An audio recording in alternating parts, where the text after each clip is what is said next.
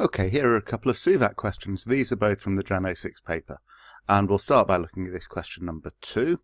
Here it is. We've got an acceleration, which is constant, and we've got an initial velocity. So in suvat language, I can fill in this acceleration, minus 312, column vector minus 312, and I can fill in the initial velocity for I is 4 naught.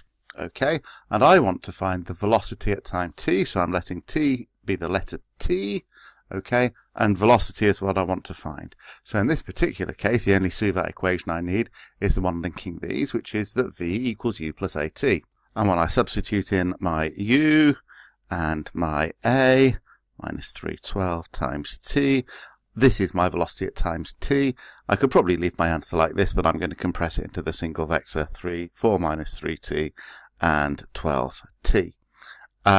And I could put it back into i's and j's, but there's absolutely no need. That's all I need to do. So the only interesting thing about this question is part B, really. Okay, part A, very simple. Only one suvat equation needed, really simple. But part B asks me to find the speed when t equals 0.5. So the first thing I can do, speed is obviously related to velocity. So if I put 0.5 into this, then I'm going to get the velocity is 4 minus 3 times 0.5 here, and I've got 12 times 0.5 here. So 4 minus 1.5 is 2.5, and half of 12 is 6. So there's my velocity, but the question wasn't find the velocity, it was find the speed. So on this one, we have to say that the speed, we have to Pythagoras the velocity, 2.5 squared plus 6 squared, work that out and square root it. And they fix the numbers nicely on your calculator. This is exactly 6.5 meters per second. So when you see speed, you mustn't forget to Pythagoras the velocity. And then we can look at this second question, number 3, with the stone being dropped. So this is motion under gravity, so we know the acceleration is g downwards. And part B, we've got a little bit of modelling to do. Okay, so I've got to pick up that the word dropped means that it initially has a velocity of 0. Okay, I'm going to take the distance to be, or the displacement to be 25. And I'm going to take the acceleration. Now, I've got to decide which way is positive. Okay, well here it's going 25 down. The acceleration is always down. There's nothing at all that's going up. So I'm going to choose to take down as positive, and therefore acceleration is 9.8. If you want to take this as negative, you'd also take s as negative, and it would work out fine. Okay, but it's simpler probably to take down as positive when nothing's ever moving up. Okay, I want to find the time initially, so I'm going to find t. So the equation that links these four things is that s equals ut plus half at squared.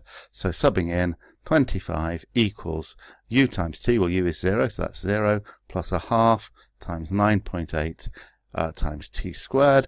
So t squared equals 25 divided by a half times 9.8. I can get my decimal point in the right place. Okay, write that out again. 25 divided by a half times 9.8. That's better. Okay, do that on your calculator and square root it, and we get, okay, a third thing, but in mechanics we want 2.259. I'd certainly get away with 3 significant figures, but I won't be penalised for more. Okay, so that's part A. Part B, okay, that's A1.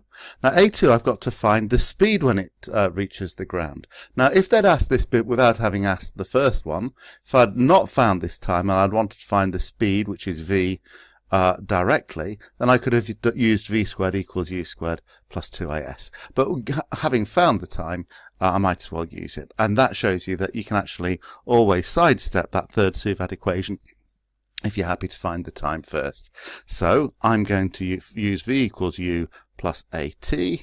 Okay, u is still 0, so that's 0 plus 9.8 times my previous answer, 2.259.